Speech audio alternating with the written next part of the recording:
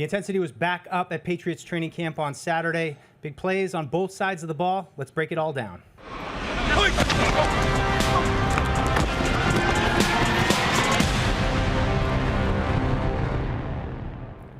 Welcome, everybody, to the Patriots training camp cast. I'm Mike Dussault, joined by Perillo and Evan Lazar. And guys, this was just a fun practice. A lot of fun, some big plays. You know, I think both sides of the ball had some moments. But, Paul, what stood out most to you today? I thought Drake Maye really made some nice passes downfield. First time we really got to see him throw it a little bit, say, beyond the 10-yard mark with any sort of consistency. There was ups and downs, and that's why I think the coaches will probably be happy, because I think both sides of the ball had things to be encouraged about, but also plenty of things to try to correct. Yeah, big play of the day, probably a big throw to Pop Douglas. Play of camp so far. Exactly what we all love to see from Drake. You know, off script, rolling to his right, flicked it off of 1 foot like 50, 55 yards in the air to Pop Douglas, and you could see it developing. You're like, oh, he's going to get behind the safety there, and Drake put it right on them. So it was exactly the off-script play that you're probably imagining in your head is exactly what it looked like on the field. So that was really good to see. But like Paul said, you know, there's some ups and downs. Like I thought there were some incompletions in this practice, maybe a few more than what we've seen in previous practices from Drake. But overall, you saw some of those deep bombs down the field, which is what we wanted to see as well. Yeah, the first 2 days of practice was primarily focused on first and second down. A lot of completions, not a lot of incompletions, balls hitting the ground. Today they add in third down, a little bit more aggressive. So I think the pressure was on a little bit more figuratively and, you know, literally on the field, with some of the defensive players getting in the backfield. Robert Spillane, Keon White, Milton Williams, those guys were all, again, disruptive at times, but again, the offense still managed to make some plays. I would totally agree. I thought the running backs got free a few times on the linebackers. Spillane did show some, you know, I think he had back-to-back plays where he had nice, pass breakups, but on the downfield stuff, I thought they were susceptible. That's why I think it's probably a good sign. We've talked about a couple of times in the last few years about how we would come in from these days while the defense just dominated today. Or, you know, the defense looked like they were out to lunch today. Today, I thought there was kind of some ups and downs for both sides. Pass protection would be my number one concern still, and I just can't wait for Monday so I can stop giving the caveat of, well, they're not in pads, so we don't know yet. Yeah, well, Evan, we got a little bit of a precursor today. There were some one-on-ones. Usually those drills reserved for when the pads do come on. Seems like they're setting the stage a little bit for that, but you know, as much as the team periods might have been inconsistent with the protection, you did see some good stuff in those individual drills. Yeah, I thought Will Campbell had 2 really good reps at left tackle against, you know, frontline players, Keon White, Anthony Jennings. So that was good to see. Anybody that tries to beat Will Campbell around his edge, it's tough. When you get him beat, it's usually to the inside, which we saw maybe once or twice in the team period. So I'm with Paul. Depends on which way you want to look at it. From Deuce's perspective, his defense and his pass rush was getting after it. From the offense's perspective, there definitely was some pressure on the quarterback today during the team periods that needs to be cleaned up, especially, I would say, the free runners. It's one thing to get beat on the line of scrimmage. That's going to happen from time to time. But today I thought there were 2-3 instances where guys were coming in free, unblocked, and those are the ones that you want to get taken care of there. Yeah. Now, if you and I watched practice together, I want to highlight something. I don't know if Paul saw this or if this caught your eye, but noticed a little bit maybe extra rotation going on with the safety position. Usually the first team defense, or whatever you want to call them, the top line guys are out there, but it seemed to me today, and Evan and I were talking a little bit about, Paul, I don't know if you noticed this, but it seemed like and Jabril Peppers was a little banged up too, I think, for a moment. Maybe that played into it, but it seemed like the safety position, guys like Craig Woodson, Jalen Hawkins, Marcus Epps getting maybe a little bit more reps than some of the other positions. If you can comment on that a little bit. Yeah, absolutely. And we said this off the air, I believe they're trying to find that third safety. You know, who is going to be that guy when it's dime situations, third downs, not only to be that third safety, but more specifically to play up top as that free safety, potentially in the deep part of the field, especially the middle part of the field. So that, I think, is something that they're still looking for. They probably, just my read on it, Kyle Duggar and Jabril Peppers, you know what they're good at, and they're better closer to the line of scrimmage. They're better playing in the box. They're better when they're moving downhill instead of moving backwards. And my guess is that they're trying to allow those guys to do what they do best. But in order to do that, they have to find a third safety who can play the deep part of that field. You know, Deron Harmon, Devin McCourty type roles. So I think they're still looking for that. Not that they don't have it, but they're just still trying to figure out who that is. Yeah, the Kyle Duggar part of this is something I've noticed since day one of camp. When they go nickel or the multiple defensive backs, there have been a lot of occasions where he's come out. So I didn't really notice Peppers getting nicked up at all today. So you guys might be right about that, but I totally agree with Evan's assessment. You got to find out what the other guys can do.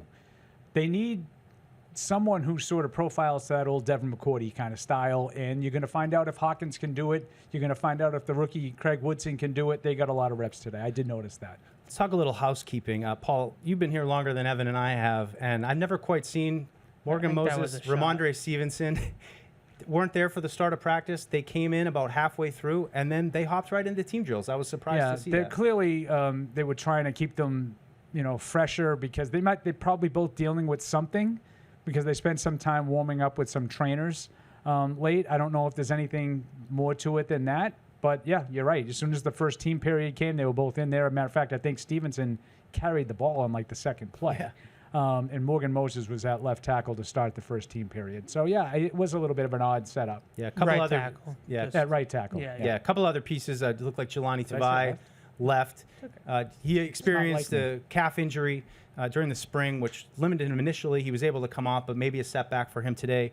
He left, did not return. Carlton Davis looked like he was rehabbing as well. Seems like he's on some kind of plan where they're, day on, day off kind of thing. We'll see. We got a day off coming up. Pads coming up if he then is able to go. And lastly, no Jalen Polk, which continues to be a little bit of a disappointment. He now missed this whole first chunk of the first 4 practices.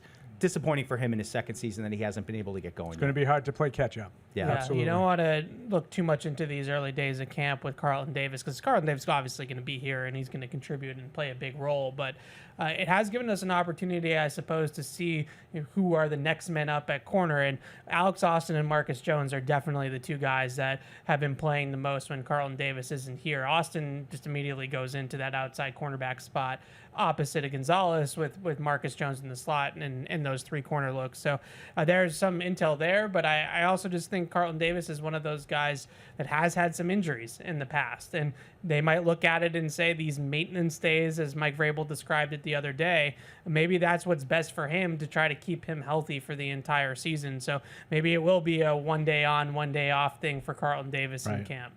So we also had a little bit of a kicker period as well, 8 total kicks.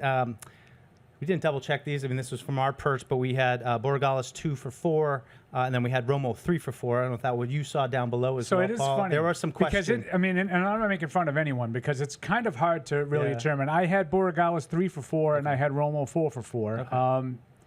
I'm not telling you I'm right and you're wrong. Borregales definitely, if he missed 2, I wouldn't be surprised. The first 2 were very, very close. Yeah, that's what we had those two. The first one definitely. And they were both going sideways. I don't like that. I felt better the last 2. Yeah. They were more traditional with the height that you're looking for, end over end. So maybe he sort of got rid of those yips because I don't like the way that some of those kicks came off his foot. That's what I said to Evan. I mean, the first 2 questionable at best, and then that third one was a 50-yarder, and he kind of felt like he needed it, and it did feel like he hit that one. So, something to keep an eye on, these kicker competitions. You never know quite how it's all going to come together, but we'll see if he can turn it around next week. So, guys, anything else I'm missing? Of course, we're going to go into pads on Monday. We all are excited for that for sure. This felt like a really good practice, though, to set that up. The competition uptick, both sides were punching back, both sides made plays. I think both are going to go into Monday's practice saying, hey, let's keep the competitive level up. Totally agree with that. I have one final thing that I'll just say about the receivers. We're talking all about, all the different competitions. I think DeMario Douglas has had a really good start to camp, and I thought today was probably his best day. Everybody's going to talk about the bomb, and that was the play that stood out to me, too. I'm not telling you shouldn't be excited about a play like that, but just some plays on the sideline, some plays, jumping up in traffic, sitting in some soft spots in the zone. I just think he's been really active, and he's caught everything thrown his way. DeMario Douglas has been a very productive player for them, and that's what a lot of people thought that he could be in Josh McDaniels' offense. Yeah, he looks the part, and then some of that slot receiver role. And I think there were some doubts, maybe by some people, if he exactly fit the McDaniels prototype to play inside at a high volume and a high volume targets guy with his body type, but he's just looked fantastic. I mean, it's not even just that he's getting open. He's also making some incredible catches, like acrobatic, over his head. That's kind of what I'm like, talking about. Things that pristine wouldn't catches. think would be in his Yeah, skill set. Yeah, and I think we actually posted one of those from earlier in the week that you can see on our social medias. But it's really that's what stood out to me the most is he can get open, he's got juice, he's got speed, and he can separate. But his ball skills have been tremendous in this camp so far as well. So he always seems to have good camps because he's so fast and shifty that when you can't get your hands on him, it's really hard to cover him. But these feel real, like more real than some of those just little 7-yard in cuts and slants and things like that. We got room. Yeah, Ev. We got room. You know it when you see it. It's Ev. a Patriot You know it when you play. see it. It looks the right way. It looks the right way. Well, Plenty of room on my bandwagon. Always. Well, that's going to wrap up this first prologue of practices, the helmet and shells version, and we're going to get into pads on Monday. If you're not able to make it down here to Gillette Stadium, tune in to Patriots Unfiltered. We will be live during that padded practice, and if you can't make it to that, we'll have another Patriots training camp cast for you on Monday afternoon.